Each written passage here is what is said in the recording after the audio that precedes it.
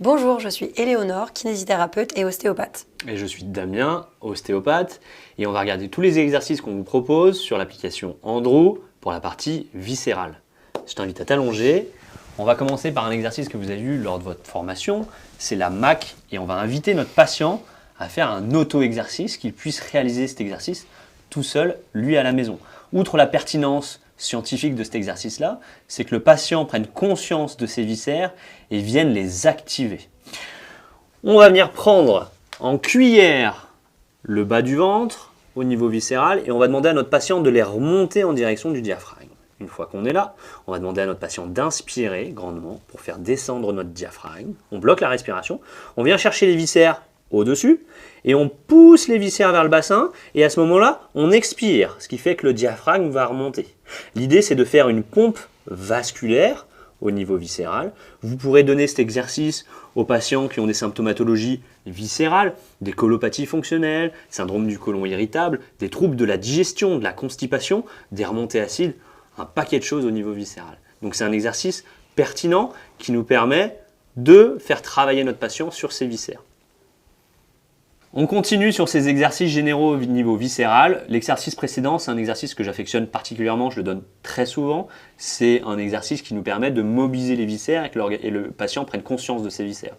On va continuer dans ce sens-là, on va parler du ballottage viscéral. On prend les viscères, on les amène dans un sens et au contraire, les membres inférieurs viennent dans l'autre sens, qui nous amène une traction du bassin, des lombaires, inverse à la traction viscérale, ce qui va travailler sur les insertions ligamentaires de celle-ci.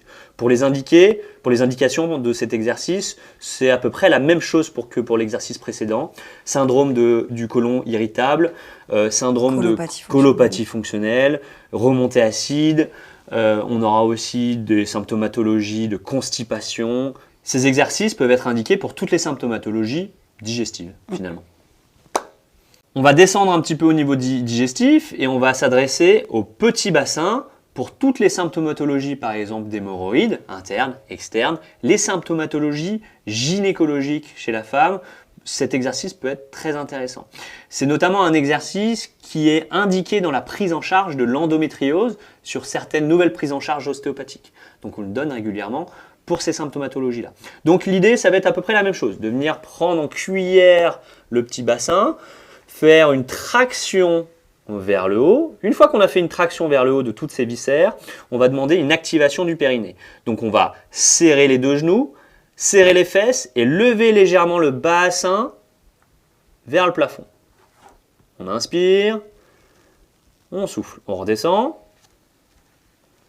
on relâche l'action de la cuillère et même principe. On récupère notre action, on tracte vers le diaphragme et on serre tous les muscles en direction du périnée pour faire une dissociation entre l'insertion distale et proximale.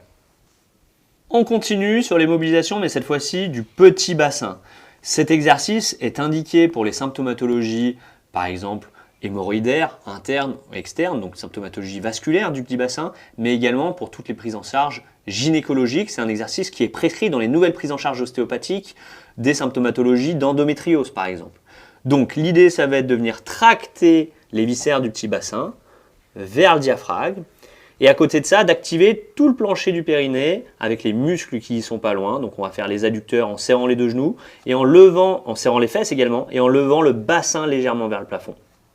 Et en continuant cette traction. On relâche et on relâche notre compression dans le bas. On tire les viscères du petit bassin vers le plafond, vers le diaphragme et on contracte nos muscles et on fait des allers-retours sur cet exercice. L'idée, vous l'aurez compris, c'est de venir tracter ce petit bassin et d'activer le plancher du périnée. Donc après une consultation ostéo où on travaille le petit bassin, typiquement, c'est un exercice parfait. Qui est bien recommandé pour augmenter les effets de la prise en charge. Un exercice indiqué pour les symptomatologies de constipation chronique, nous allons travailler le côlon et faire un massage colique.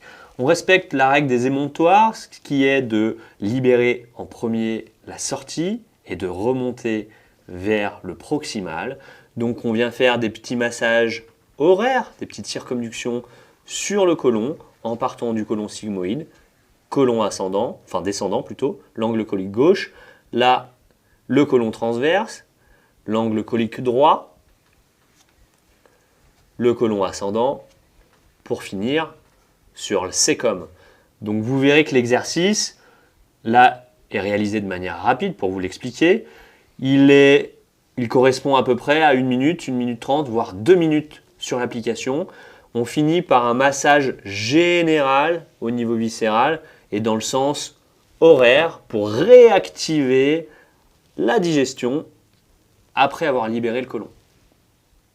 On va continuer nos exercices avec un exercice spécifique sur l'estomac et notamment les symptomatologies de remontée acide, d'estomac contracté ou haut. On vient se mettre plutôt à 4 pattes et dans la position d'étirement du psoas, de l'autre côté exactement. Parce que l'estomac est à gauche, bien sûr. Donc on vient avancer le bassin, on lève les 2 bras vers le plafond pour avoir un étirement de tout le flanc latéral pour venir demander à notre estomac de se tracter vers le bas. Donc on prend la main droite et on vient faire une légère ouverture au niveau du flanc et une traction légère au niveau de la main pour venir tracter l'estomac. On va associer ça à de l'inspiration et de l'expiration pour demander à notre diaphragme de descendre et de monter par rapport à notre estomac qui est tracté vers le bas. Cet exercice est préconisé pour les symptomatologies de remontée acide, d'estomac contracté ou estomac haut. Et pour toutes les techniques où vous avez l'intention ostéopathique de descendre notre estomac ou de relâcher la musculeuse de celle-ci, c'est un exercice qui peut être préconisé. Toujours dans l'idée de travailler l'estomac, on va passer par une position qui est une position de yoga, c'est le cobra. Donc on va venir se mettre dans cette position-là. Et je te laisse expliquer la suite, Damien. Voilà.